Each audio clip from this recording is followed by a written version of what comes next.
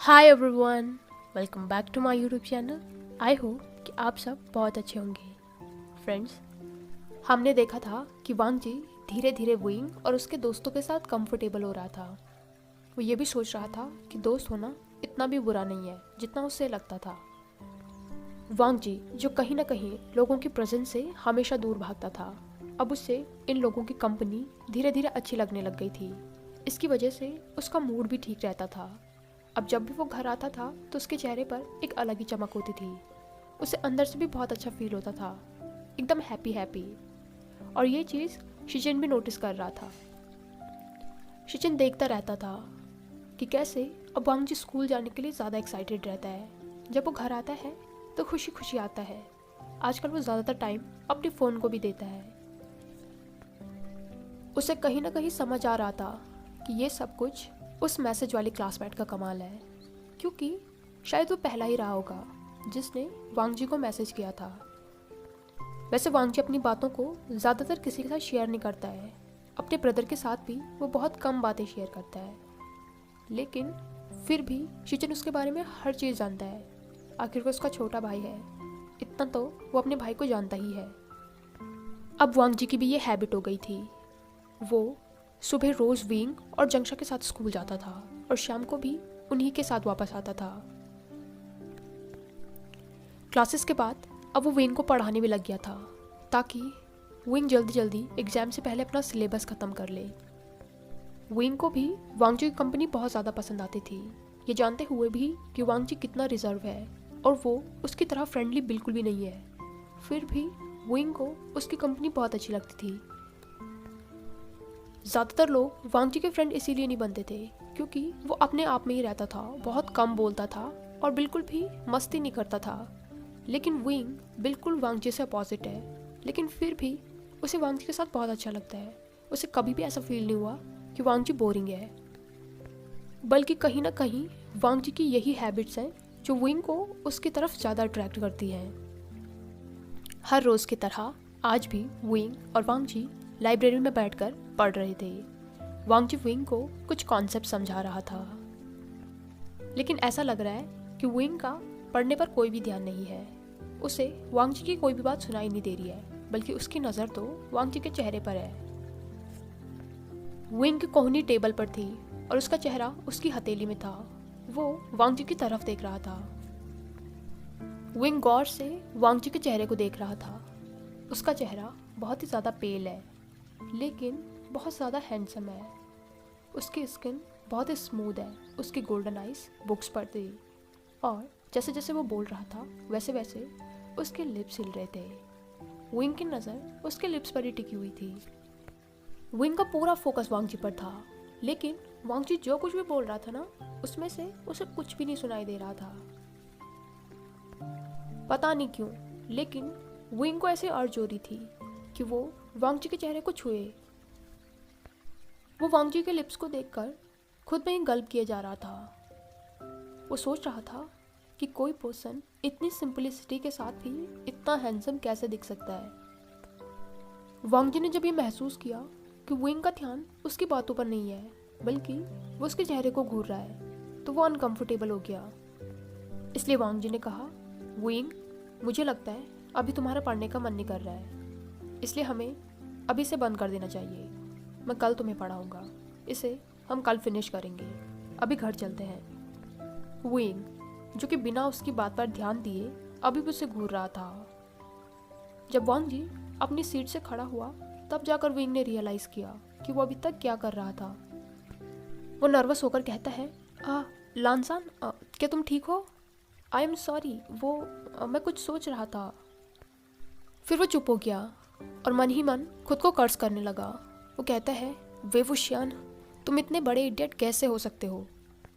और ये तुम्हारा दिमाग किस तरीके की बकवास सोच रहा है? ओ गॉड, लानजान तुम्हारे बारे में क्या सोच रहा होगा? वो पक्का यही समझ रहा होगा कि मैं कितना बड़ा पॉवर्ट हूँ जो उतनी देर से उसे ऐसे देख रहा हूँ।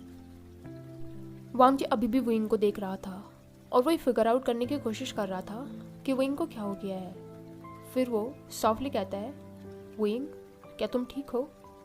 इस पर विंग कहता है, हाँ लानजान, मैं बिल्कुल ठीक हूँ। आई एम सॉरी, मैंने तुम्हें अनकंफर्टेबल कर दिया। एक्चुअली मैं कुछ सोच रहा था। वांग जी कहता है, नहीं ऐसी कोई बात नहीं है। अभी जब तुम्हारा पढ़ने का मन नहीं है तो मुझे नहीं लगता कि हमें यहाँ पर टाइम वेस्ट करना चाहिए, हमें घर चलना चाहिए। इस पर विंग ने भी कहा, हाँ ठीक है, हम घर चलते हैं। इसके बाद विंग और वांग जी दोनों ही लाइब्रेरी से बाहर आ गए। बाहर जंगशा, वेंचिंग, हुएसांग और वेनिंग उनका वेट कर रहे थे। जंगशा विंग को देखकर कहता है, वेवुशियान, मैं कब से तुम्हारा वेट कर रहा हूँ, चलो जल्दी, घर नहीं जाना है क्या? विंग कहता है, हाँ हाँ चलते हैं ना, लानसर मुझे कुछ पढ़ा रहा था। इस पर जंगशा शाय करके कहता है, लान वांग जी, इस गधे को तो तुम पढ़ा लोगे, लेकिन सोचो मेरा क्या होगा? विंग उसके कंधे में हाथ डालते हुए कहता है, मैं तुम्हें पढ़ा लूंगा जंगशा। तो जंगशा उसका हाथ हटाते हुए कहता है, तुम मुझे पढ़ाओगे, तुम खुद तो पढ़ लो। वांग जी ये बुक्स के ऊपर से सो जाता है ना, मुझे पता है।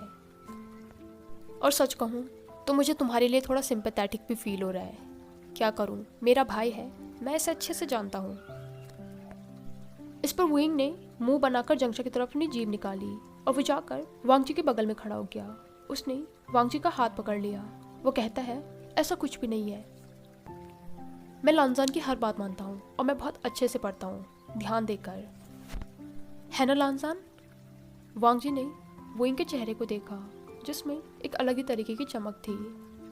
उसकी सिल्वर आईज शाइनिंग कर रही थी और ऊपर से विंग ने उसका हाथ भी पकड़ रखा था। वांग जी का दिल तो बिल्कुल भी कंट्रोल में नहीं था। वो इतने जोर से धड़कने लग गया था कि मानो सीने से बाहर ही आ जाएगा। वांग जी की नज़र विंग के चेहरे पर थी और विंग अभी भी उसकी तरफ देखकर स्माइल कर रहा था। वांग जी को तो एक पल के लिए ऐसा लगा जैसे उसके मुंह में आवाज़ ही नहीं है। उसने जैसे तैसे करके सिर्फ नोट किया। तो विंग स्माइल करके कहता है, देखा? तभी वेंचिंग कहती है, हाँ हाँ देख लिया है, अब जल्दी चलो। वैसे भी जंगशा ने हमें यहाँ पे 1 घंटे से खड़ा करके रखा है, सिर्फ तुम्हारा इंतज़ार करने के लिए। इसके बाद वो सब लोग अपने अपने घर आ गए।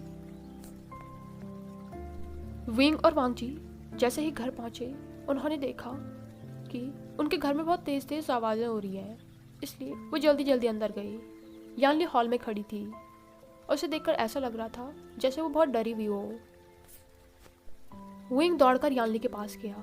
वो कहता है, शिजिए क्या हुआ है? तभी उन लोगों ने ऊपर कमरे से आवाज़ें सुनी। विंग ऊपर देखकर कहता है, शिजिए क्या माँ और पापा फिर से झगड़ा कर रहे हैं? लेकिन किस बात को लेकर? यानली उनकी तरफ देखकर कहती है, नहीं आशियन, ऐसा नहीं है। जंगशा ऊपर जाने वाला था लेकिन तभी यानली ने उसे रोक लिया। जंगशा रुको, कहाँ जा रहे हो तुम? शिजिए मैं माँ और बाबा से बात करके आता हूँ, वो इस तरीके से क्यों झगड़ रहे हैं? विंग थोड़ा नर्वस होते हुए कहता है, शिजिए सच सच बताइए कि ये सब कुछ फिर से मेरी वजह से हो रहा है? इस पर जंगशा उसके कंधे पे मार के कहता है, तुम्हारी प्रॉब्लम क्या है? तुम्हारी वजह से क्यों होगा? तुम हर बार अपने बारे में ऐसा क्यों सोचते हो? यानली भी उसे देखकर कहती है, आशियन ऐसा नहीं है जैसा तुम समझ रहे हो। मुझे नहीं पता वो दोनों क्यों झगड़ रहे हैं। जब मैं आई थी तब भी वो दोनों बहस कर रहे थे। मैं उनसे बात करने जाने ही वाली थी कि तब तक तुम दोनों भी आ गई और मैं नीचे दरवाज़ा खोलने आ गई। उनके कमरे के बाहर जाते वक्त मैंने सिर्फ इतना सुना, वो बाबा से कह रही थी कि अगर बाबा की वजह से हम लोगों को कुछ हुआ तो वो बाबा को कभी भी माफ़ नहीं करेंगी। इससे ज़्यादा मैंने नहीं सुना। जंगशा कहता है, शिजिए मैं उनसे बात करके आता हूँ। वो ऊपर जाने वाला था और यानली उसे रोकने ही वाली थी कि तभी ऊपर दरवाज़ा खुला और मैडम यू बाहर आई। जियांग फेंगमियान भी उनके पीछे से कुछ कहते हुए आ रहे थे, लेकिन जैसे ही उनकी नज़र नीचे अपने बच्चों पर गई वो दोनों चुप हो गए। मैडम यू उन तीनों को देखकर कहती है, तुम तीनों, तुम लोग कब आए? यानली कहती है, मदर हम तीनों अभी अभी आए हैं। जंगशा पूछता है, माँ बाबा आप दोनों किस बारे में बात कर रहे थे? इस पर जियांग फेंगमियान मैडम यू की तरफ देखते हैं और फिर वो स्माइल करके अपने बच्चों की तरफ देखते हुए कहते हैं, किसी बारे में बात नहीं कर रहे थे, तुम लोग जाओ और अपने कपड़े चेंज करके आओ, जल्दी से खाना खाओ। तीनों भाई बहन समझ गए थे कि उनके बाबा बात को टालने की कोशिश कर रहे हैं, लेकिन जंगशा इतने में ही नहीं रुका। वो कहता है, बाबा आप लोग अभी बहस कर रहे थे, आप लोग किस बारे में बहस कर रहे थे? इस पर मैडम भी गुस्से में उसकी तरफ देखकर कहती है, जंगशा तुम्हारे बाबा ने कहा ना कि कोई भी बात नहीं है, तुम्हें बात समझ में नहीं आती, जल्दी जाओ और कपड़े चेंज करके खाना खाने आओ। विंग खींचकर जंगशा को उसके कमरे में लेके गया। वो कहता है, जंगशा चलो ना, अगर हमारे काम की बात होगी तो वो हमें बता देंगे, अभी चलो यहाँ से। जंगशा भी उसके पीछे पीछे चला गया। विंग ने जल्दी से अपने कपड़े चेंज किए और फिर से जंगशा के रूम में आ गया, जो अभी भी बेड पर चुपचाप बैठा हुआ था और उसका मुंह लटका हुआ था। विंग उसके बगल में बैठकर कहता है, जंगशा ऐसे मुंह क्यों फुला रखा है, चलो खाना खाने नहीं जाना है क्या? तभी जंगशा कहता है, तुम जाओ, मुझे भूख नहीं है। इस पर विंग उसका हाथ पकड़ते हुए कहता है, कैसे भूख नहीं है, चलो। जंगशा गुस्सा करके कहता है, विंग तुमसे कहा ना, तुम जाओ, मुझे नहीं खाना है। जब भी उनके माँ और बाबा बहस करते हैं तब जंगशा को सबसे ज़्यादा बुरा लगता है। बुरा तो यानली और विंग को भी लगता है, लेकिन वो दोनों दिखाते नहीं है। पर जंगशा अपने इमोशंस पर काबू नहीं रख पाता है और वो फिर गुस्सा करने लग जाता है। वो जानता है कि उसकी मदर विंग को पसंद नहीं करती है और इसीलिए उसकी मदर रोज़ रोज़ उसके बाबा के साथ झगड़ा भी करती है। और उसे समझ नहीं आता कि विंग जो इतना अच्छा है, उसकी मदर उसे पसंद क्यों नहीं करती है। विंग बचपन से उनके साथ है और आज तक उसने कभी भी कोई ऐसा काम नहीं किया जिसकी वजह से मैडम यू को उस पर नाराज़ होना चाहिए। हाँ, वो बहुत शरारती है, लेकिन शरारत कौन नहीं करता? शरारत तो मैं भी करता था, लेकिन क्या आज भी वो विंग की वजह से झगड़ रही थी? विंग अभी भी जंगशा के सामने खड़ा था। जंगशा ने उसकी तरफ देखा तो विंग का चेहरा भी उतरा हुआ था। जंगशा समझ गया था जिस तरीके से उसने विंग से भी बात करी है, उससे विंग को बुरा लग गया होगा। इसलिए उसने कहा, हाँ अब तुम भी मुंह फुला लो। विंग उसकी तरफ देखकर स्माइल करते हुए कहता है, मैं क्यों मुंह फुलाऊंगा, मुंह तो तुम फुलाते हो, एंग्री बर्ड। विंग जंगशा को इरिटेट करके और उसे अपनी जीभ दिखा के कमरे से बाहर भाग गया। जंगशा भी इस पे स्माइल करता है। उसे पता है कि विंग उसे हंसाने के लिए ऐसी सिली थिंग्स करता रहता है। इसके बाद वो भी खाना खाने के लिए नीचे आया। सब लोगों ने मिलकर खाना खाया। सभी लोग टेबल पर चुपचाप बैठे रहे। विंग अभी भी जंगशा को इरिटेट करने की कोशिश कर रहा था ताकि उसका मूड ठीक रहे। दूसरी तरफ वांगजी अपने कमरे में था। वो अभी भी विंग के बारे में सोच रहा था। वांगजी को विंग का टच बिल्कुल अलग सा लग रहा था। वो अपने हाथ को देख रहा था। उसके दिमाग में बार बार विंग का वो चेहरा आ रहा था जब वो लाइब्रेरी में उसे ही देख रहा था। एक पल के लिए तो वांगजी बहुत ज़्यादा अनकंफर्टेबल हो गया था। उसे नहीं समझ आ रहा था कि वो क्या करे। वो विंग से कहते कि वो उसे इस तरीके से क्यों देख रहा है या नहीं। फिर उसने खुद से ही कहा, हो सकता है कि विंग कुछ सोच रहा हो और वो कहीं खो गया हो, इसलिए वो ऐसे देख रहा है। ज़रूरी तो नहीं कि वो वांगजी को ही देख रहा हो, लेकिन बात चाहे कुछ भी रही हो, वांगजी को अनकंफर्टेबल तो महसूस हुआ ना। विंग का चेहरा याद कर करके वांगजी को अपने शरीर में गूज़बम्प्स महसूस हो रहे थे। उसका दिल ज़ोर ज़ोर से धड़क रहा था और उसका चेहरा भी गर्म हो गया था। वो अपने गालों को छूकर कहता है, वांगजी ये तुम्हें क्या हो रहा है? तभी किसी ने उसके डोर पर नॉक किया। शिचिन स्माइल करके अंदर आ गया। वो कहता है, वांगजी क्या हुआ है? वांगजी के हाथ अभी भी उसके गाल पर थे तो शिचिन स्माइल करके कहता है, क्या हुआ है तुम्हें? अपने गालों को इस तरीके से क्यों छू रखा है? वांगजी हड़बड़ी में अपने हाथों को अपने चेहरे से हटाते हुए कहता है, कुछ नहीं ब्रदर, बस वो। वांगजी को बहुत ही ज़्यादा अनकंफर्टेबल फील होने लग गया था। वो ऐसी बेवकूफ़ी कैसे कर सकता है? फिर शिचन कहता है, कोई बात नहीं वांगजी, आ जाओ, खाना खाने आओ। शिचन और वांगजी दोनों साथ में नीचे आए। उसके अंकल डाइनिंग टेबल पर बैठे हुए थे। जैसे ही वांग जी ने अपनी सीट ली, चिरन उसे देखकर कहता है, वांग जी क्या हुआ है तुम्हें? तुम्हारा चेहरा इतना लाल क्यों हो रखा है? ये सुनकर वांग जी ने सीधे शिचन की तरफ देखा और शिचन ने उसकी तरफ देखकर स्माइल किया। वांग जी अपनी प्लेट को सीधी करते हुए कहता है, कुछ नहीं अंकल। चिरन कहता है, तुम ठीक हो ना? तबीयत तो ठीक है? इस पर वांग जी कहता है, हाँ अंकल मैं बिल्कुल ठीक हूँ। इसके बाद उन तीनों ने भी खाना खाया। अंकल के जाने के बाद शिचन वांग जी से कहता है, वांग जी क्या बात है? कुछ हुआ है क्या? अगर कुछ हुआ है तो तुम मुझे बता सकते हो, शायद मैं तुम्हारी कुछ मदद कर दूँ। वांग जी को नहीं समझ आ रहा था कि वो क्या करे, कि वो अपने भाई को विंग के बारे में बता दे कि उसे विंग के साथ रहकर कुछ अजीब सा महसूस हो रहा है, या फिर ये नॉर्मल है और उसे अपने भाई को नहीं बताना चाहिए। वो ये सब कुछ सोचने लग गया था। शिचन फिर से उससे कहता है, वांग जी कुछ हुआ है क्या? ब्रदर मुझे आपसे कुछ बात करनी है। शिचन कहता है, बोलो। वांग जी कहता है, वो मेरा एक दोस्त है। इसके बाद वो चुप हो गया तो शिचन स्माइल करके कहता है, कौन सा दोस्त? वही जिसके साथ तुम आजकल रोज़ स्कूल जाते हो और वापस भी उसी के साथ आते हो, और फ़ोन पे भी तुम उसी के साथ लगे रहते हो, वही दोस्त। ये सुनकर वांग जी ने शिचन की तरफ देखा। शौक में उसकी आंखें बड़ी बड़ी हो गई थी। वो कहता है, ब्रदर आपको कैसे पता? शिचन कहता है, तुम्हें क्या लगा था तुम मुझे बताओगे नहीं तो मुझे पता नहीं चलेगा? इस पर वांग जी कहता है, नहीं ब्रदर ऐसी बात नहीं है, मैं वो बस। तो शिचन हंसते हुए कहता है, वांग जी इतना क्यों डर रहे हो? मैं तो बस मजाक कर रहा हूँ, और ये तो अच्छी बात है ना कि तुम्हारा भी कोई दोस्त है। मैं तो बहुत खुश हूँ। वैसे तुम मुझे अपने दोस्त से मिला कब रहे हो?